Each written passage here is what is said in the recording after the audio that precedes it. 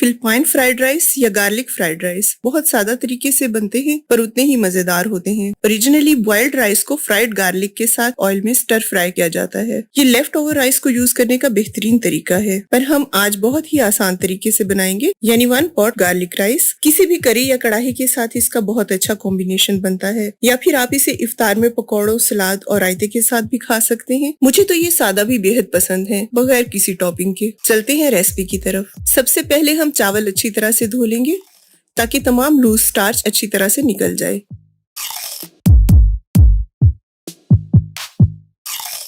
तीन से 4 बार धोने के बाद खुले पानी में आधा घंटा के लिए भिगोकर रख दें। इस दौरान हम लहसुन काट लेंगे।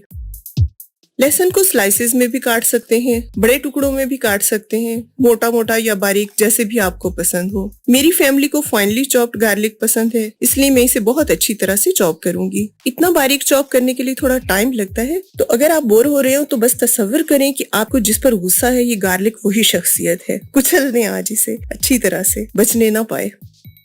अब एक बर्तन में 1/4 कप तेल गरम करें। इसमें 2 टेबलस्पून कटा हुआ लहसुन शामिल करें। इसको हम गोल्डन ब्राउन करेंगे, क्योंकि लहसुन को अच्छी तरह से पका लिया जाए तो उसका टेस्ट ज्यादा आता है। गोल्डन ब्राउन होने पर इसमें पानी का छींटा लगाएंगे। अब इसमें 2 टेबलस्पून हरी मिर्चों का पेस्ट शामिल कर रही हूँ। ये ऑप्शनल है, आप चाहें तो ना डालें, या फिर आप कुटी हुई लाल मिर्च भी शामिल कर सकते हैं। और अगर आप ज्यादा तीखा पसंद नहीं करते तो आप रेड चिली फ्लेक्स ऐड कर सकते हैं। कुटी हुई लाल मिर्चों में क्योंकि बीज भी शामिल होते हैं, इसलिए थोड़ा हॉट एंड स्पाइसी फ्लेवर आता है। और चिली फ्लेक्स बीजों के बगैर होते हैं तो वो थोड़े माइल्ड होते हैं। अब इसमें 1 टेबलस्पून या हस्बे जायका नमक शामिल करें। इससे ज्यादा इसमें कुछ शामिल नहीं करना, जीरा या कोई भी मसाला, कुछ भी नहीं। थोड़ा सा पकाकर मैं इसमें 2 गुना पानी शामिल कर रही हूँ, यानी 1 कप चावल लिए तो 2 कप पानी डालेंगे। आप अपने चावलों की क्वालिटी के हिसाब से पानी कम या ज्यादा कर सकते हैं, या पैकेट पर मौजूद हिदायत के मुताबिक शामिल करें। पानी में बॉयल आने पर इसमें भिगोए हुए चावल शामिल करें। अब इसमें हल्के हाथ से चम्मच चलाएंगे ताकि सब कुछ यकजान हो जाए। इसके बाद पानी खुश्क होने तक चम्मच बिल्कुल नहीं चलाना और तेज आंच पर खुले बर्तन में, यानी बगैर ढके, चावल पकने दें। जब पानी कम होकर चावलों की सतह से थोड़ा नीचे हो जाए और इस तरह बबल्स नजर आए तो एक दफा चम्मच चलाएंगे और आंच बिल्कुल कम कर देंगे। अब इसको कवर करके दम पर लगा दें। 15 मिनट बाद मैंने चूल्हा बंद कर दिया था